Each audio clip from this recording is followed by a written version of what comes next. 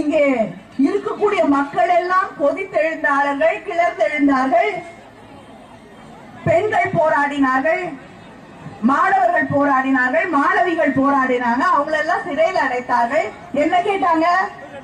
மக்கள் கேட்டார்கள், டாஸ்மாக் கடைகளை மூடுங்கள். தமிழ்நாட்டில் இருக்கக்கூடிய அத்தனை குடும்பங்களும் அழிந்து கொண்டிருக்கிறது.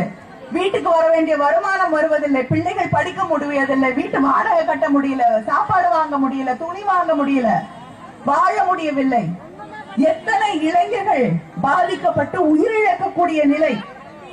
இந்தியாவிலேயே அதிகமாக இளம் விதவைகள் வாழக்கூடிய மாநிலமாக தமிழ்நாடு மாறிக்கொண்டிருக்கிறது. தயவு செய்து இந்த மதுக்கடைகளை மூடுங்கள் என்றால் அதை கூட செய்யாத ஒரு ஆட்சி ஜெயலலிதாவுடைய ஆட்சி. இந்த ஆட்சி தொடர வேண்டுமா? வேண்டாம் என்று அதனால்தான் தலைவர் கலைஞர் அவர்கள் தெரிவித்தார்கள், திமுக ஆட்சிக்கு வரும்பொழுது நான் முதல்வராக போகுது, நான் மதுக்கடைகளை மூடுகிறேன், தமிழ்நாட்டில் இருந்து மதுவை ஒழிப்பேன் என்று அறிவித்த தலைவர் கலைஞர் அவர்கள்.